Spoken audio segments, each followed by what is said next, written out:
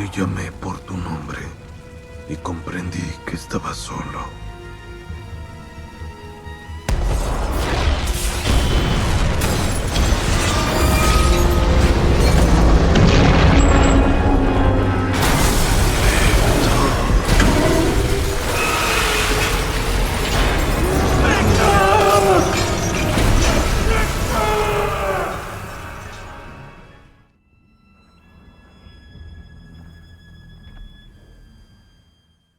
Esta historia empieza en el norte más lejano, 1857. Llevábamos días atrapados en el hielo. Mis hombres tenían hambre y cansancio. Lo único que querían era regresar a casa.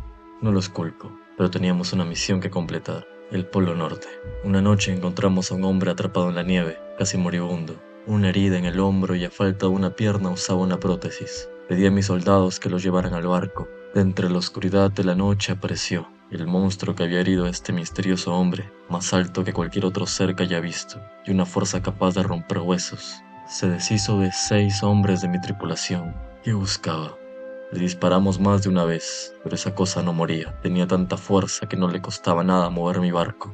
Mi mejor idea fue disparar al hielo donde se sostenía la criatura. Se quedó atrapada bajo el agua. Quiero pensar que ese fue su final. El misterioso hombre despertó. Nos confesó que esa criatura no podría morir y que volverá por él. Rogándome, me pidió que la próxima vez lo entregue a la bestia. ¿Qué demonio perverso la creó? Yo lo hice, respondió. Víctor Frankenstein. Víctor, si mal no recuerdo, significa conquistador, alguien que triunfa en todo. Su padre le dio ese nombre. Todo empezó con él y con su madre. Estaba interesado en saber cómo creó esa criatura, así que le pedí que me contara su historia.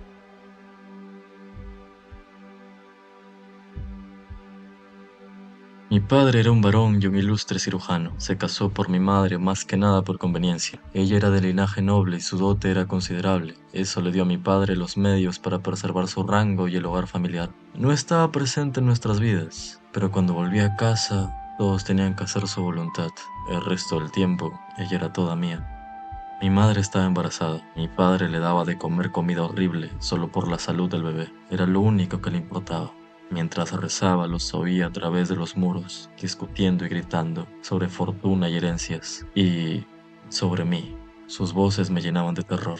El hombre nos despreciaba, nuestro pelo negro como el ébano, nuestros ojos oscuros y penetrantes, incluso nuestra actitud callada y en ocasiones nerviosa, parecía exasperarlo hasta el límite.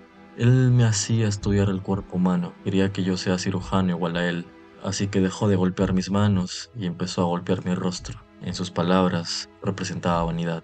Me recordaba que cargaba con su apellido y con él su reputación. El día del nacimiento de mi hermano menor llegó. Mi padre la atendió. Mi madre, a quien veía como una extensión de mi mismo ser, quien creí que jamás me dejaría, aquella cuya vida ahora era muerte.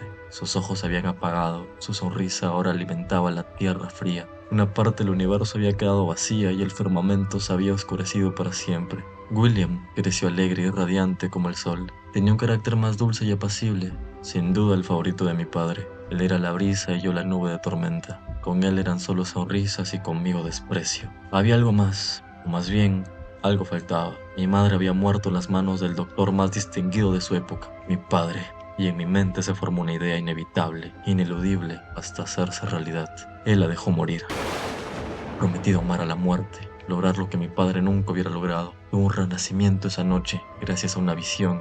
En ella vi por primera vez al ángel oscuro y me hizo una promesa. Dijo que yo comandaría las fuerzas de la vida y de la muerte. Me convertiría en la viva imagen de mi padre. Como cirujano lo superaría en ambición y en alcance. Fue una visión muy clara, más clara que nada más haya visto en mis sueños o mis horas despierto. Pero ¿cómo? Pasaron los años y mi ruina llegó rápido. 2 revueltas y un incendio en las fincas de mi madre diezmaron la fortuna. Conservamos la casa, pero todo lo demás se quemó. William se fue a Viena, con una parte de la familia, y yo a Londres y luego a Edimburgo. Y ahí por décadas traté de expandir los estrechos límites académicos. Presenté mis avances al tribunal. Invité a los jóvenes a que desafíen en lugar de obedecer y que seríamos capaces de evitar la muerte en lugar de alargarla. ¿Qué propongo? Sujeto compuesto. Cuerpo es de un comerciante, lo recibí momentos después de fallecer. Cerebro expuesto, pero funcional. Ramos espinales y nervios vagos, intactos. El brazo viene de otro espécimen, el de un carpintero. Los músculos, ligamentos, nervios, todo está conectado. Llamaron mi trabajo como un acto de feria. Y trucos galvánicos, trucos. Para mí no eran trucos, pero mis palabras no sirvieron. Dijeron que si Dios nos da la vida, Dios nos la quita. Yo creo que tal vez Dios sea un inepto y es nuestro deber enmendar sus errores y quizás ya sea momento de librarnos del miedo y de un dogma cobarde. Me marché a casa. Definitivamente ninguno de esos profesores iba a patrocinar mi trabajo. Cuando volví a casa me encontré con Heinrich Harlander, el tío de la prometida de mi hermano. William vendría a verme para presentarme a Elizabeth, su futura esposa. Mi hermano se estaba volviendo exitoso en el mundo de las finanzas. Estaba dejando en alto el apellido Frankenstein, pero nos guste o no, el apellido es de ambos. Harlander había visto mi presentación, mi trabajo le parecía brillante y me prometió que iba a cambiar mi destino. 3 días después estábamos en Edimburgo, en una de sus cuantas moradas. Revisó detenidamente los papeles de mi trabajo. Me contó que fue cirujano militar. No era muy hábil, pero fueron sus inicios para forjar su fortuna. Un fabricante de armas. En tiempos de guerra, una fortuna asegurada. Me habló de las tablas Zeppelin, 4 planchas, muestran los nervios, venas y arterias de cadáveres. Él tenía una quinta, el sistema linfático. Lo que me importaba era la novena configuración, una estructura delicada que se halla cerca al corazón, capaz de redistribuir y almacenar energía, lo que nos interesa, ya que si bien desconecté mi trabajo por mero egocentrismo, la verdad es que la energía que poseía se estaba dispersando y perdiendo, pero con esto podríamos alcanzar un sistema regenerativo nunca antes visto. Harlander quería apoyar mi investigación con recursos ilimitados. ¿Qué quería a cambio? Primero, la trascendencia. Quizás luego me pediría un favor. William llegó y me presentó a su prometida, Lady Elizabeth Harlander. Era la criatura más curiosa que había visto. Unas semanas después viajé con William y Harlander a un lugar cerca de Vaduz, cruzando el canal. Fuimos a una torre, propiedad de Harlander. Cuando puse mis ojos en ella, sentí cómo me llamaba el destino. Todo lo que yo necesitaba o deseé se me iba a otorgar. Apenas llegué, lo primero que quise hacer fue trabajar. Pedí todo lo que quería, toda clase de equipo, y oficialmente Harlander y yo teníamos su trato. También necesitaba de todos los cuerpos posibles. Harlander me prometió especímenes aptos, aunque algunos dejaban mucho que desear. Y un día ella apareció, en medio del mercado, concurrido. Parecía que no pertenecía ahí. La seguí. Ella me vio antes que yo. ¿Compró libros? ¿Qué clase de libros? ¿Un romance bajo el sol mediterráneo? ¿Insectos? Ella estaba interesada en comprender la creación de Dios, y por ella sentí que podría interesarme un poco más en la vida y un poco menos en la muerte. Mientras tanto, William, él estaba a mis servicios y cumplió cada uno de mis caprichos al detalle, aunque aún así mi trabajo no daba resultados. Harlander lo notó. Notó que mi distracción era Elizabeth y me dio una semana para encontrar una manera de acceder al sistema linfático. Elizabeth fue a mi estudio, vio mi trabajo y en lugar de asustarse por lo que había ahí, solo dijo: la simetría de Dios es hermosa. Y yo pensé que estaba ahí por algo más. Yo de verdad pensé que no era el único sintiendo esto y se lo hice saber, pero ella ya había elegido. Eligió a mi hermano. Pensé que había fracasado, que todo ya había terminado, pero al igual que Arquímedes me levanté desnudo de la bañera gritando: la simetría. Poner la batería por encima del sistema linfático. Había encontrado la clave. Ahora nada podría detenerme. Ese día trabajé como un loco. Gracias a la guerra teníamos cuerpos a por montón. Harlander tomaba fotografías mientras ensamblaba cada parte de manera cautelosa, y cuando estuvo terminado, solo necesitaba de la suficiente energía. Cuando fui a contarle a Harlander, lo encontré en cabello y bebiendo mercurio. Sífilis. Estaba muriendo y el favor que quería pedirme era colocar su cerebro en el nuevo cuerpo que había fabricado. Mi respuesta fue clara: no. La enfermedad ya se había extendido por todo su cuerpo. Todo su cuerpo estaba infectado. Le dije que no muchas veces, pero no entendió. Lamentablemente cayó y con él todo mi trabajo.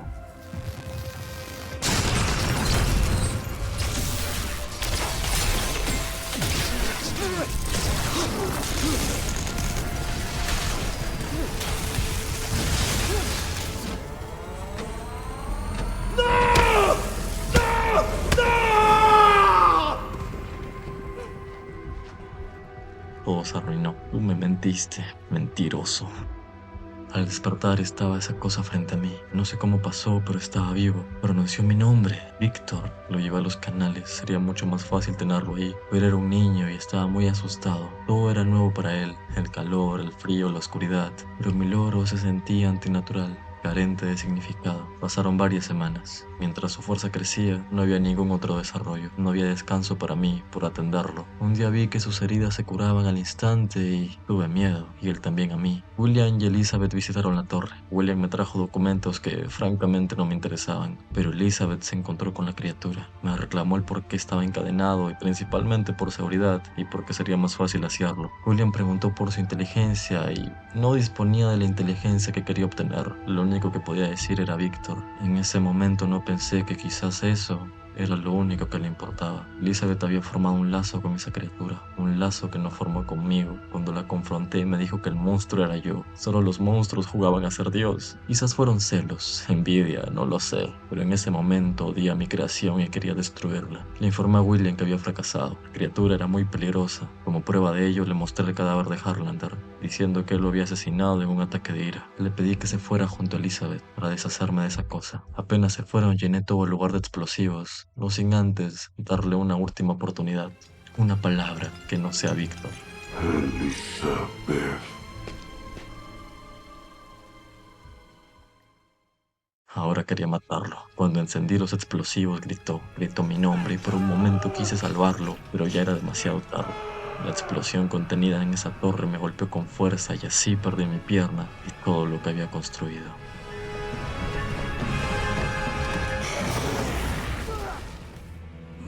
Creador contó su historia y ahora te contaré la mía.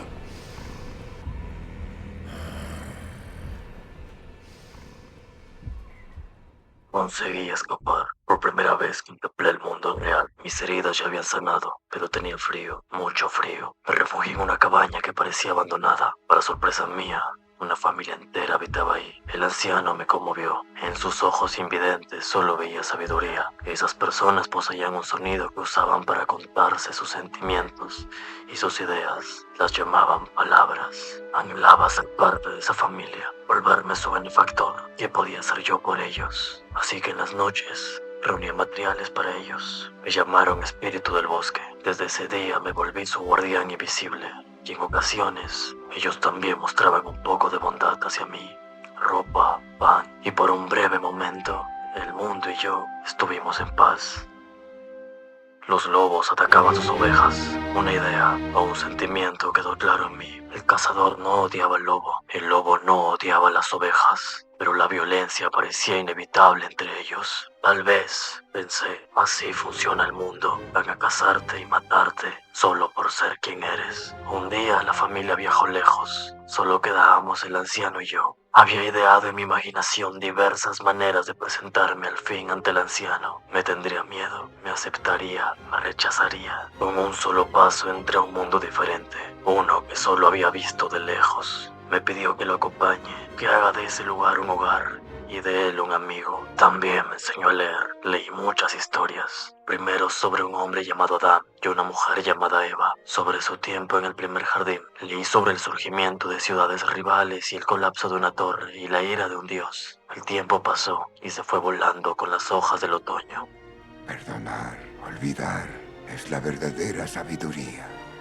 Pero si no lo recuerdo, entonces no lo puedo olvidar. En mis sueños veo recuerdos muy vagos y una sola palabra. Víctor. Ve hacia la palabra. Síguela. Finalmente lo descubrí, el horror de la verdad. Comprendí que yo no era nada, un despojo, una mancha, ni siquiera de la misma naturaleza del hombre. Ese dolor se aferró a mi mente y nunca me abandonó. Entonces lo vi, un hombre, Víctor Frankenstein. ¿Y dónde encontrarte? Pero por buscar el pasado, perdí mi presente. Los lobos habían acabado con la vida del anciano. En sus últimos momentos le dije que ya sabía quién era y con qué me formaron. Una desgracia, formada con cadáveres desechados. Un monstruo, y en sus últimos momentos de vida él me dijo que yo era su amigo. Pero ¿cómo explicarle esto a alguien más? Me persiguieron, intentaron acabar conmigo. Hubo silencio otra vez y luego...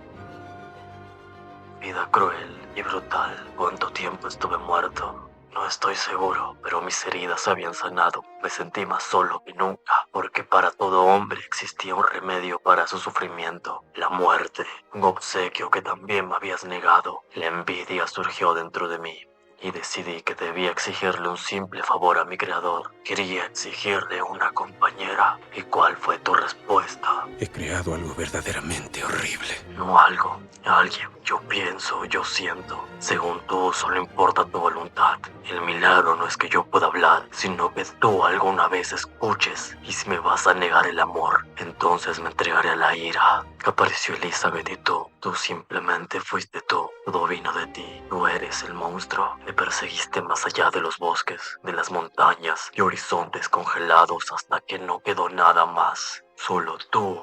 Y yo, Víctor, tú solo escuchas cuando te hago daño. Y ahí estabas tú, roto y abandonado. Y yo vivo, otra vez. Y aquí estamos. Para mí no terminará nunca. Lo lamento. Estás por irte, Creador. No seremos más que un breve momento. Perdóname mientras estés vivo. ¿Qué otra opción tienes más que vivir? Puedes descansar, Padre. Le dije a mis hombres, permitan que la criatura se vaya. Y así fue. Y después de perdonar al hombre que le hizo tanto daño, al que le dio la vida a pesar de todo, en su corazón había bondad. Liberó mi barco y a mis hombres. Regresamos. Vamos a casa.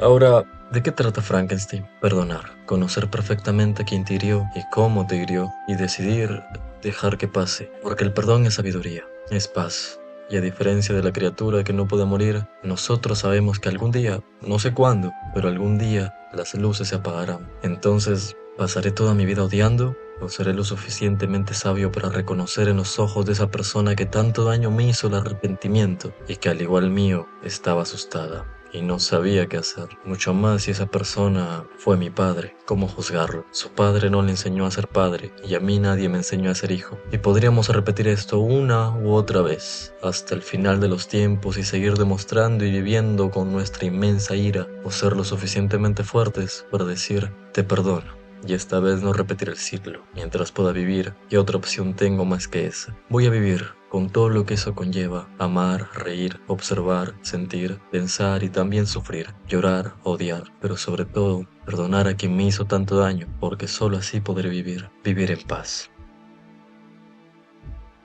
Bueno, eso es todo. Creo que me puse algo sentimental con esta película. La verdad es buena, visualmente es hermosa, narrativamente cojea un poco. El hecho de que sean anécdotas contadas por los personajes no me termina de atrapar, pero dispone de un mensaje muy lindo. Hay un poco de crítica religiosa como casi todas las películas de Guillermo del Toro, pero en fin, como siempre voy a decir, mejor mírala tú, la analizas y la criticas a tu manera. Y bueno, suscríbete para apoyarme y para que YouTube te notifique con cada video nuevo. Da un me gusta si este video te gustó. Si quieres saber más de mí, mis redes están en la descripción. Y sin nada más que decir, chao.